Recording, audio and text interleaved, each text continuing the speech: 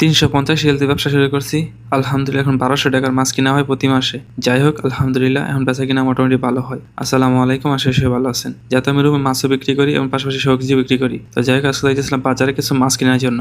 মূলত আমি যেখান থেকে মাছ নিই এখন পাইকারি মাছ আনতে গেলে যাইতে হবে দাম্মাম সিকু, কারণ এছাড়া পাইকারি মাছ কোথাও পাওয়া যায় না। মূলত আমি যে রুমে থাকি এর পাশাপাশি এই সিকুটাই কাছে আর কি, এই জন্য এখান থেকে মাছ কিনে বিক্রি করি রুমে। মূলত এখান থেকে 1 টাকা লাভে আমি রুমে মাছ বিক্রি করি। মূলত সিকুর থেকে 1 কেজি মাছের থেকে 1 রিয়াল লাভ করি। তো এটাই আমার বেচা কিনা, এতটুকু আমার লাভ। তো যাই হোক আজকে বলছিলাম বাজারে কিছু মাছ কেনার জন্য। মূলত বাইরে আনতে মাছ নিয়ে আগেও দেখছেন আপনারা মনে হয় অনেক ভিডিও। তো এদিকে বাইরে মাছগুলো ওজন দিয়ে এবং দিয়েছিলাম কাটতে, আর এদিকে আসলাম শুটকি নেওয়ার জন্য।